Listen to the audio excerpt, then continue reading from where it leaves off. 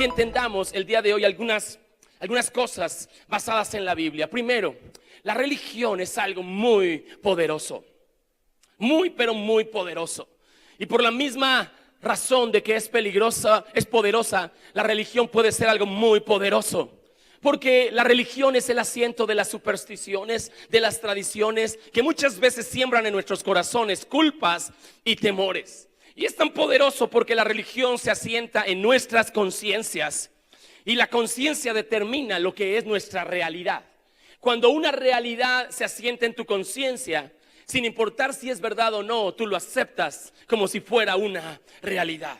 Y a veces hay cosas muy buenas que nos ha dado nuestra conciencia, nos ayuda a prevenirnos del peligro. Pero el problema es cuando la religión se fusiona en nuestras conciencias. Porque nuestra fe, nuestra conducta, nuestra relación con Dios se ve determinada por lo que hay en nuestra conciencia. Y muchas veces, en la mayoría de los casos, la religión nos ha contaminado nuestra fe. Por eso Jesús tuvo que decir, a ver, hagamos un alto y vamos a establecer un nuevo pacto. Vamos a detener toda idea religiosa, todo concepto religioso, toda tradición y establezcamos un nuevo pacto. En todas las religiones existe un modelo y un patrón muy similar. Me refiero a los budistas, egipcios, babilonios, judías, hinduismo, mormones. Absolutamente todas las religiones tienen un modelo muy similar. Siempre contienen lugares sagrados, lugares especiales a los que invitan a la gente a visitar porque el lugar es algo especial. También tienen textos sagrados, algunos escritos, algo que alguien escribió y que es considerado como sagrado. Nadie puede contradecirlo, nadie puede hablarlo. También todas las religiones, en toda la historia de la humanidad, siempre hay hombres elevados a un rango especial, hombres sagrados, hombres que están un paso más cerca de Dios que el resto de los demás. Estos hombres generalmente son empoderados con las llaves de quién entra al cielo o de quién se va al infierno. Estos hombres especiales tienen el poder de decirte, si tú haces esto, aquello y lo otro, te vas a ir al cielo. Y es así como personas pueden agarrar un avión y estrellarlo contra las Torres Gemelas. Es así como personas pueden suicidarse masivamente, pueden quitarse la vida a ellos y a sus hijos con veneno, porque creen que un iluminado es el que dice quiénes entrarán al cielo y quiénes no. Y otra característica que tienen todas las religiones es que siempre existen miembros que son supersticiosos, temerosos, seguidores. En todas las religiones usted va a encontrar siempre el mismo patrón. Personas que son iluminadas, lugares que son sagrados, personas que por miedo siguen y hacen caso de lo que el líder o el iluminado o el especial les dice.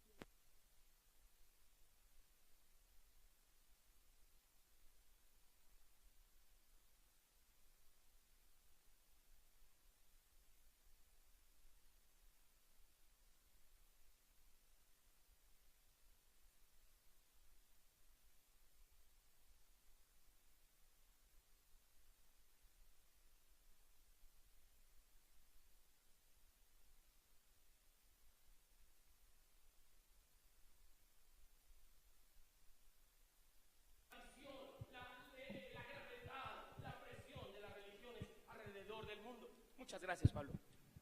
Jesús, cuando apareció en este mundo, estableció algo totalmente nuevo. No algo remodelado, no algo reparado o arreglado. No, ni siquiera una nueva versión de algo viejo. No es así. Él estableció un nuevo pacto, es decir, un nuevo compromiso entre el hombre y Dios. Él estableció un nuevo mandamiento. Jesús dijo, un nuevo mandamiento les doy. Él estableció una nueva iglesia. Esta es mi iglesia. Y con su sacrificio reemplazó absolutamente todos los sacrificios que se podían cometer para tratar de agradar a Dios. Y Él estableció un nuevo sistema de moralidad, de relacionarnos unos con otros, de tener comunidad unos con otros. Antes y en todas las religiones, la relación con Dios era algo vertical, entre Dios y yo. Si yo lo hago para Dios, está bien. Y si Él lo hace para mí, está bien. Si yo escucho una voz, está bien. Si yo quiero adorarlo, está bien. Inclusive en ocasiones cuando venimos a la iglesia decimos, tú ven a ver a Dios y ya. Pero cuando Jesús vino, Él estableció una cosa. Si en realidad amas a Dios, tienes que demostrarlo amando a tu prójimo. Si en realidad quieres adorar a Dios, si en realidad quieres servir a Dios, si en realidad quieres acercarte a Dios, tienes que comenzar por acercarte a tu prójimo. Inclusive si quieres traerle una ofrenda a Dios, primero tienes que ponerte en paz con tu prójimo. Y de alguna manera nuestro prójimo, Jesús vino a establecerlo como un medio de demostrar nuestro amor y nuestro respeto por Dios, al amar a nuestro prójimo. Y esto es algo totalmente nuevo, no comparable con ninguna religión. El evangelista Marcos, en el capítulo número 2, versículo 21, relata las palabras que dijo Jesús. Nadie remienda un vestido viejo con un retazo de tela nueva, porque de hacerlo así el remiendo fruncirá el vestido y la rotura se hará peor. Y nadie echa vino nuevo en odres viejos, porque al hacerlo así el vino hará reventar los odres y se echarán a perder tanto el vino como los odres. Más bien, el vino nuevo se echa en odres nuevos. Y esta historia Jesús la contó cuando alguna vez vinieron a acusar a Jesús de que sus discípulos no estaban ayunando. Y dijeron lo siguiente: los discípulos de Juan, que era un hombre de Dios, que era un hombre de reino, que era un profeta que preparaba el camino de Dios, estaba del lado correcto. Pero los discípulos de Juan ayunan como los fariseos. Y nos damos cuenta cómo Juan, siendo un hombre de Dios, un profeta de Dios, empezó a hacer cosas porque lo hacían los fariseos. Y ese mensaje no está tanto escrito para modas, no está tanto escrito para hablar en contra de los fariseos. Es una advertencia para nuestras vidas, como un poco de levadura, como un poco de elementos de la religión puede contaminar nuestra relación con Dios, como un poco de tradiciones, como un poco de manera de pensar puede contaminar nuestra relación con Dios. Jesús dijo en Lucas capítulo 22, versículo 20, lo narra, lo podemos leer ahí, que después de cenar, en sus manos otra copa de vino, dijo: esta copa es el nuevo pacto entre Dios y su pueblo, un acuerdo confirmado con mi sangre, la cual es derramada como sacrificio por ustedes. Así que ahora vemos un nuevo pacto. Ahora nos damos cuenta que Dios dice: no puede haber un viejo trapo queriendo reparar, un nuevo trapo queriendo reparar un viejo vestido. No puede haber un nuevo vino que se deposite en un odre nuevo. Y es que aquí nos damos cuenta cuál es el principal estorbo para poder tener una buena relación con Dios. Y es que queremos traer nuestros hábitos religiosos, nuestras tradiciones religiosas, y simplemente nombrarlos con nombres cristianos.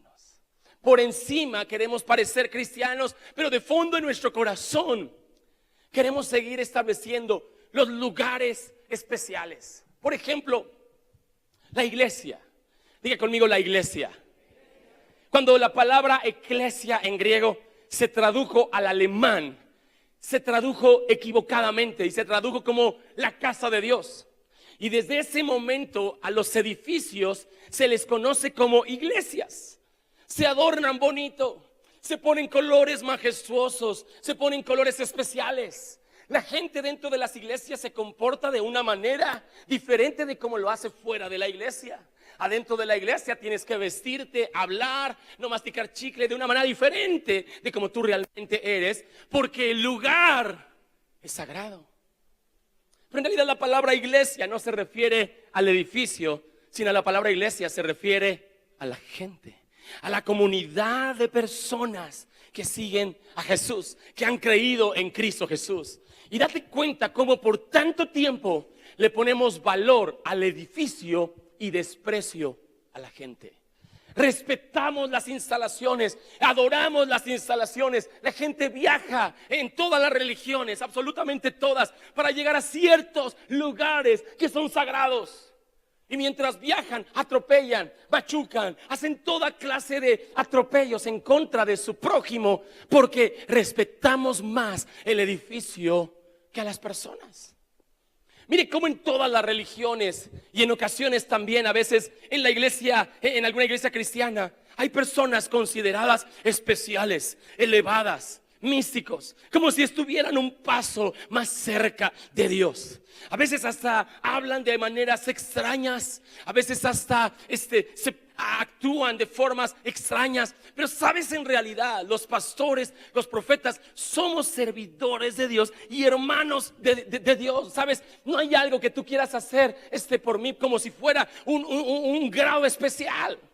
Si vas a amarme, ámame igual que como amas a tu vecino, a la persona que está sentada atrás de ti, a la persona que está enfrente de ti. Porque sabes, nuestra tendencia religiosa está siempre a construirnos nuestros pequeños profetas, nuestros pequeños papas, nuestros pequeños obispos. Y de repente usamos títulos, nombres, y se nos olvida que Jesús vino a establecer un nuevo pacto. El modelo anterior era un modelo basado en el templo. Era una manera basada en el templo donde había un sacerdote, donde había una persona especial. Pero Jesús vino a establecer un nuevo pacto. Una persona que entendió claramente este concepto y le costó mucho trabajo, pero al final lo entendió, fue el apóstol Pablo. El apóstol Pablo fue un experto en la religión judía. Se sabía de pie a pa la religión, las tradiciones. Él era una persona en autoridad, en eminencia, destacado, reconocido, devoto en la religión judía. Y él lo hacía porque quería agradar a Dios a través de la religión judía.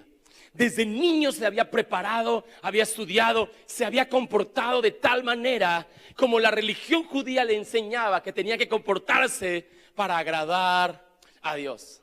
Y de repente, en toda su devoción a Dios, se encontró persiguiendo a los cristianos, sacando la espada y matando a su prójimo. ¿Tú crees que Dios creó una relación con él para que nos destruyamos unos a otros? ¿Tú crees que en el corazón de Dios estaban todas las guerras que se han hecho en nombre de Dios? ¿Tú crees que era el deseo de Dios que personas se levantaran en contra de sus propios familiares, en contra de sus propios amigos, se dividieran, se pelearan, derramaran sangre, tantas guerras en honor a Dios? ¿Tú crees que eso es lo que estaba en el corazón de Dios? No, mis amigos. Jesús dijo: un nuevo mandamiento les doy, que se amen los unos a los otros, como yo los he amado. Es difícil de entender. ¿Necesitas tomar 10 cursos, maestrías de teología para entender eso? No, sencillo, práctico, objetivo. Ama a tu prójimo. El primer mandamiento es amar a Dios con todo tu corazón. Y el segundo mandamiento, y enfatizo por favor, no es segundo mandamiento en importancia, sino solamente en orden de mención, porque Jesús dijo es igual de importante que el primero, y es amar a tu prójimo como a ti mismo. Por eso dígale a su vecino: no culpes a Dios por las guerras que se han hecho en su nombre. No culpes a Dios por el derramamiento de sangre que la gente ha hecho en nombre de Dios. Todo eso ha sido religión. ¿Sabe una cosa? Mis padres conocieron a Dios en una iglesia donde sirvieron toda su vida en esa casa. Estuvieron por años en esa iglesia sirviendo. Ahí se conocieron mis papás, se casaron, el pastor los casó. Sirvió mi papá fielmente a Dios y se convirtió en un copastor, en un pastor asociado. Fue un hombre que decidió vender todo lo que tenía para servir a Dios en la iglesia, para servir a Dios en la casa y tratar de trabajar siempre, porque él amaba a Dios. Pero cuando pasó el tiempo y el pastor de esa iglesia sintió una amenaza de parte de mis padres, decidió correrlos y prohibió a toda su familia que le hablaran a mis papás, porque estaban excomulgados de la iglesia. Y si ellos le hablaban a mis papás, ellos perdían el derecho de tomar algo sagrado, que era la cena. La cena era algo sagrado. Era algo que tenía uno que pagar un precio alto en comportamiento, en conducta, en trabajo, para poder tomar la Santa Cena. Así que por muchos años en mi infancia yo no pude tener relación con mis abuelos, con mis tíos. El día que murió mi abuelo paterno, el papá de mi mamá, ni siquiera le avisaban a mi mamá que había muerto su propio padre para que pudiera llorarlo, para que pudiera ir al velorio. ¿Por qué? Por una orden religiosa, por un mandamiento establecido por encima del mandamiento más importante. Y de repente vamos por la vida usando nuestra fe cristiana para dividirnos, separarnos de nuestro prójimo. Ya no le hablamos porque son infieles, o porque son no creyentes, o porque son de otra religión o de otra creencia. Y empezamos a ir por la vida abrazando la Biblia, pero dividiéndonos de nuestro prójimo. Y Jesús dijo: ¿saben en qué va a conocer la gente que son mis discípulos? En que se amen los unos a los otros. Así que cuando el apóstol Pablo, que se llamaba Saulo de Tarso, se encontró con Jesús, persiguiendo a su iglesia, golpeando a la iglesia, atacando a la iglesia, se encuentra con Jesús. Él entrega su vida a Dios y él se vuelve un cristiano. Él se vuelve un seguidor de Jesús. El que antes perseguía a la iglesia, ahora se vuelve un promotor de la iglesia. Y él aprendió algo que era muy importante. Lo escribió en la carta de los Gálatas, capítulo 5, versículo 6. Ahora, en Cristo Jesús, de nada vale estar o no estar circuncidados y circuncidados. Lo que vale es la fe que actúa.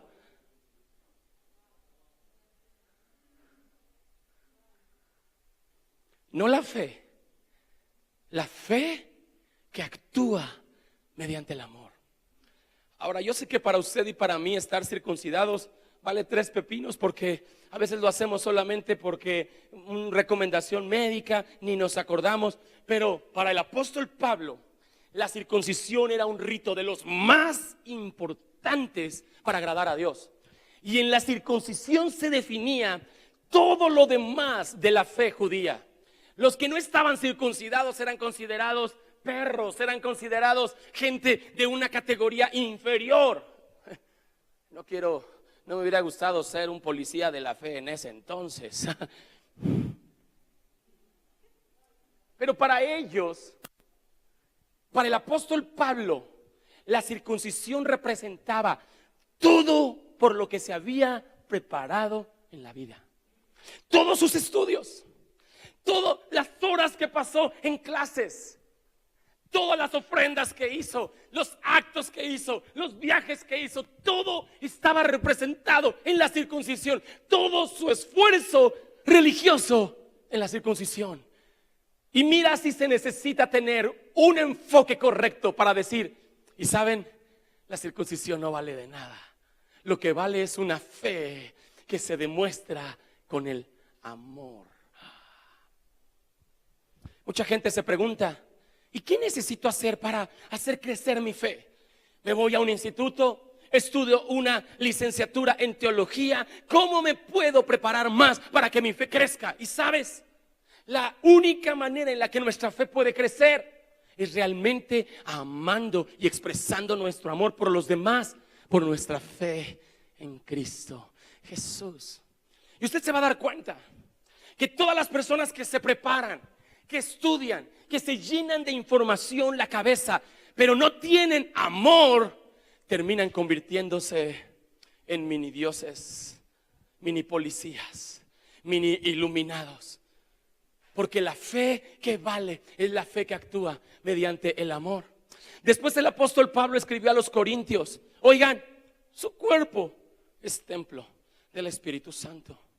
Y por favor, familia, yo quiero que pienses en esa declaración en el contexto del apóstol Pablo. ¿Alguien se imagina lo que significaba el templo para el apóstol Pablo? El templo era el edificio más sagrado y más importante, más venerado en todo el mundo.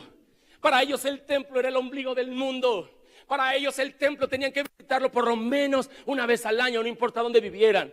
Lo más importante era el edificio, porque sentían que en el edificio se encontraban con Dios.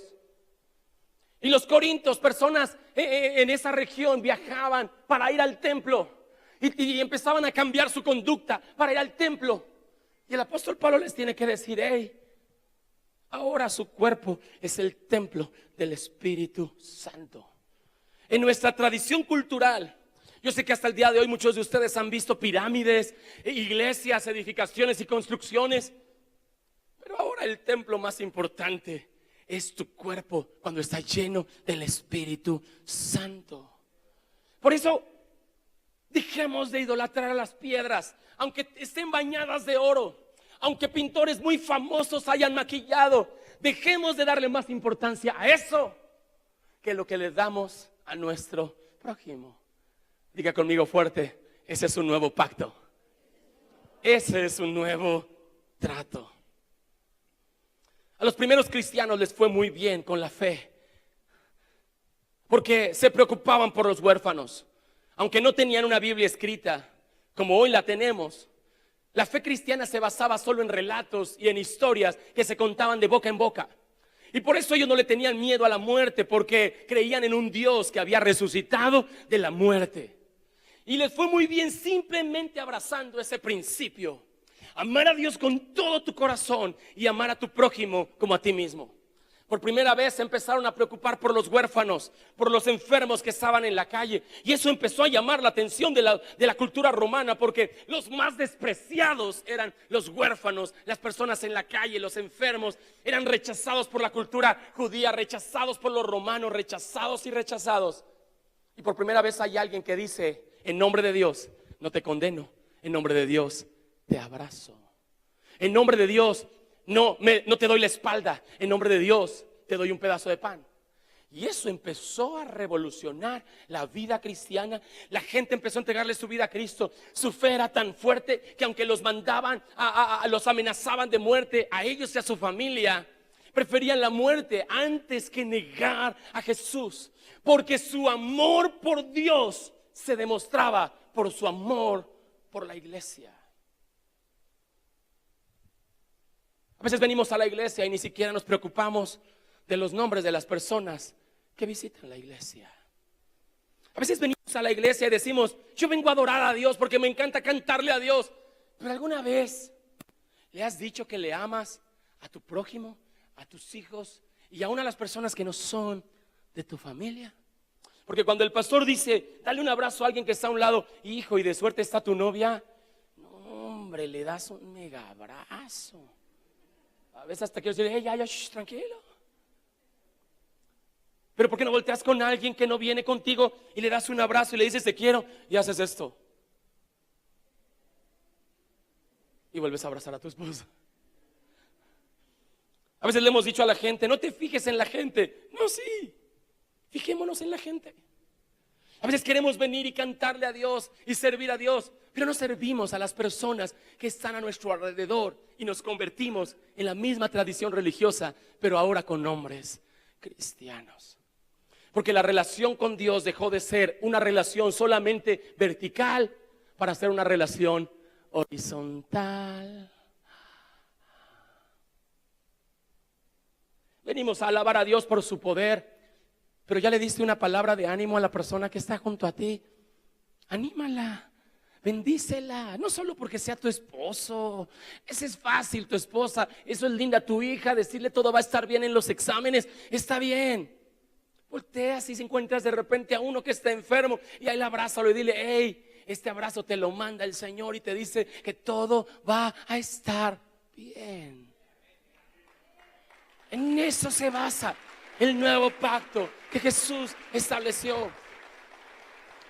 Fue tan fuerte el impacto de los nuevos cristianos que el emperador romano Constantino se narra la historia que una vez tuvo una visión, una aparición, se le apareció una cruz y él decidió institucionalizar la fe cristiana en todo el imperio romano. Y ahora lo que fue una iglesia perseguida era una iglesia famosa, era una iglesia popular. Antes daba asco entrar a la iglesia cristiana o ser parte de los cristianos. Ahora se volvió algo famoso convertirse en alguien cristiano. Y el emperador Constantino legalizó la fe, impulsó y popularizó la fe cristiana, pero también la contaminó. Porque el emperador Constantino no era una persona de devoción, era un político. Era una persona que pensaba más en una influencia política que en una devoción de amor y de fe a Dios. Así que también contaminó la iglesia cristiana, con tradiciones, con costumbres de la gente, de manera popular. Y de repente se empezó a levantar un grupo de cristianos que no estaban de acuerdo con otro grupo de cristianos en un tema con relación a Jesús.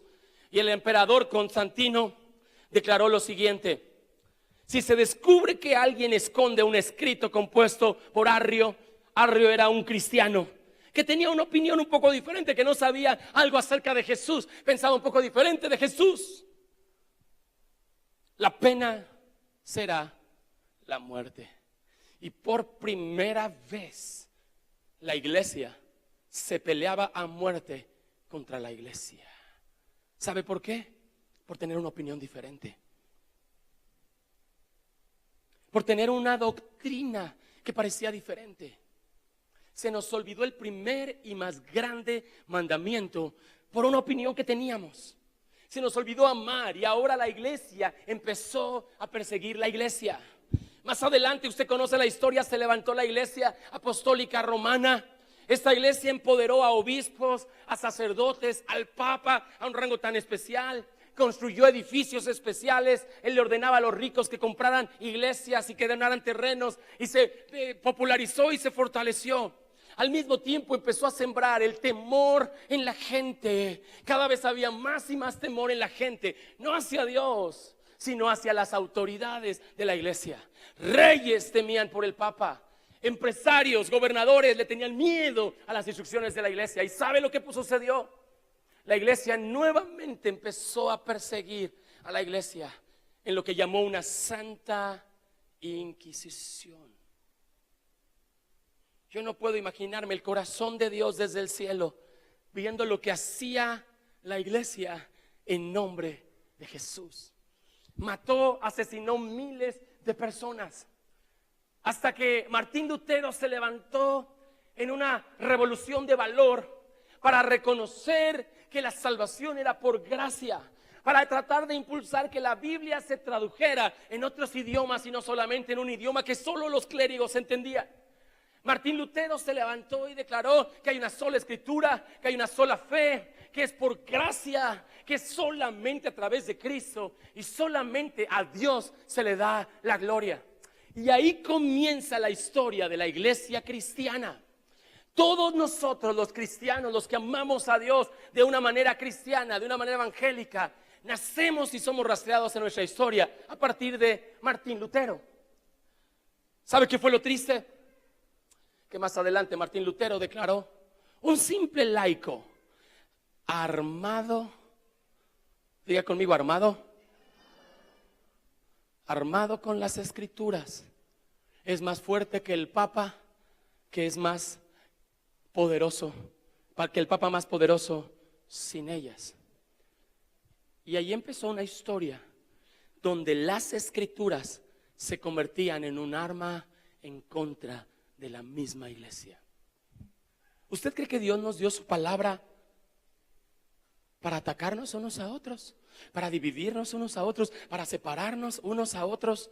Después vinieron los calvinistas, otras personas que con la Biblia dijeron acerca del bautizo, cómo era la manera correcta que se debía bautizar la gente. Y estuvo padre. El problema es que ahora los luteranos y los calvinistas no se llevaban muy bien.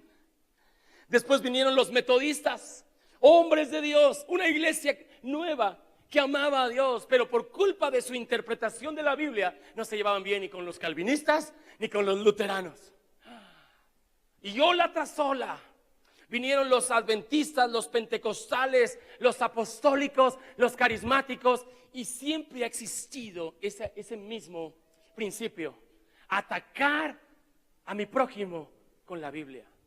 Y hoy usted puede darse cuenta cuánta gente en internet le importa más su opinión bíblica, que su amor por el prójimo. ¿Lo ha notado?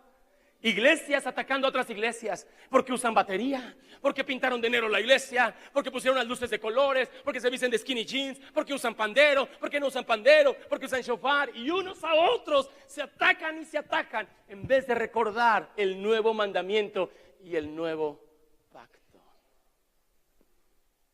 Amar a Dios y amar a nuestro prójimo. ¿Sabes cuál fue el problema? Que el amor se perdió. La gente viene queriendo encontrar su amor con Dios, y si puede evitar en el camino amar a su prójimo, está bien. Si puedo llegar tarde a la iglesia, irme temprano, es un buen domingo si nadie me saluda y a nadie tengo que saludar, porque yo nada más vengo a ver a Dios, a este lugar sagrado, con mi mini iluminado pastor.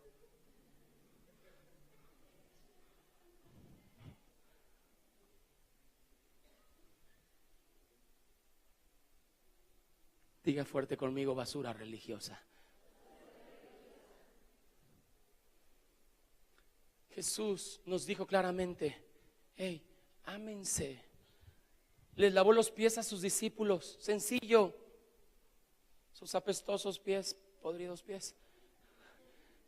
Y luego les dijo: hey, sencillo, hagan ustedes lo mismo.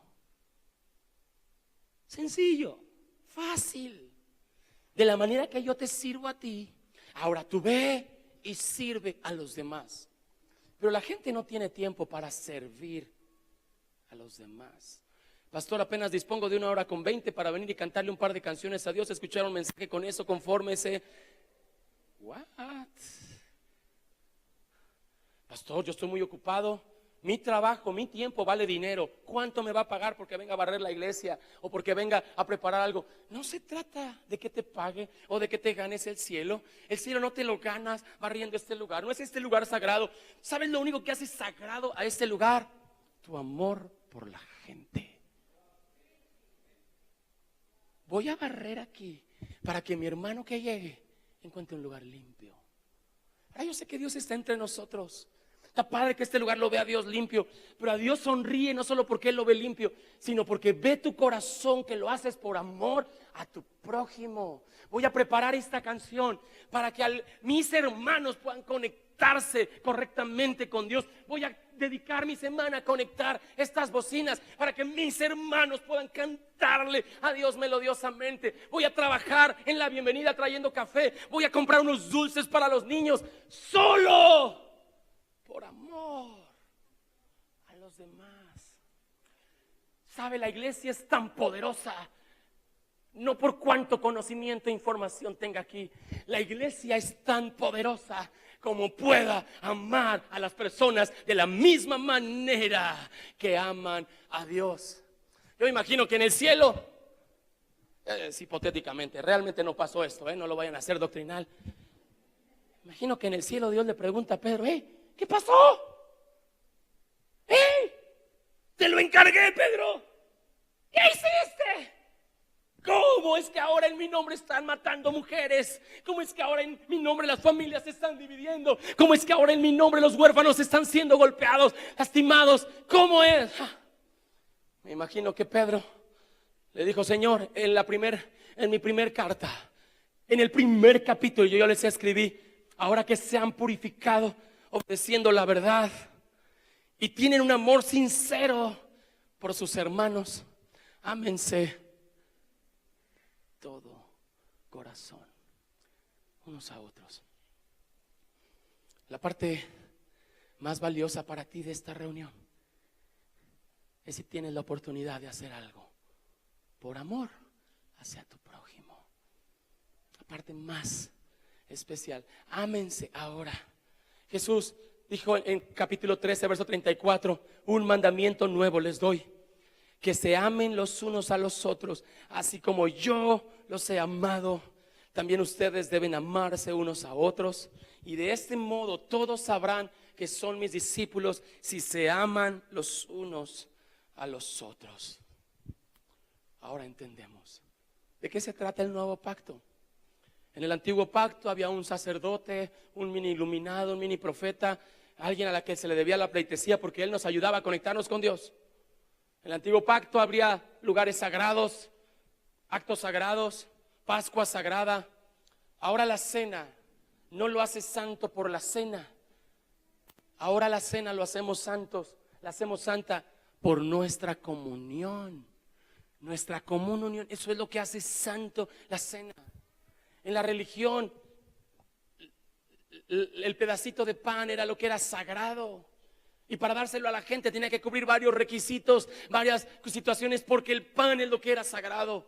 Pero voltea con tu vecino, aunque esté peloncito, chimuelo, se le hayan caído el cabello, dile: tú eres el templo del Espíritu Santo. Y nuestra comunión es lo que hace santa la cena del Señor.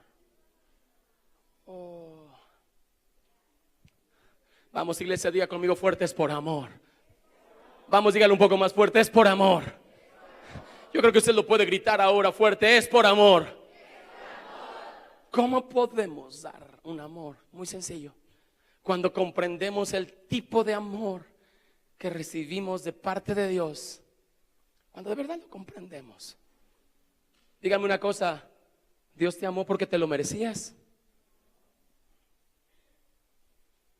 ¿Dios te exigió algo para amarte? Les hago una pregunta sincera: ¿Dios te amó porque te hizo jurar que nunca más te ibas a equivocar? No. De la misma manera, tenemos que amarnos unos a otros. Nosotros amamos a los que hacen algo por nosotros. Amamos a los que nos caen bien. Amamos a los que hacen las cosas que nos gustan. Pero en Jesús ahora podemos hasta amar a nuestros enemigos, bendecir a los que nos persiguen. Porque la iglesia no es un lugar al que vamos. La iglesia somos la iglesia. Somos la iglesia. Quiero invitarles, por favor, a que se pongan de pie por un momento. Por favor, pónganse de pie. Y de verdad, de todo corazón,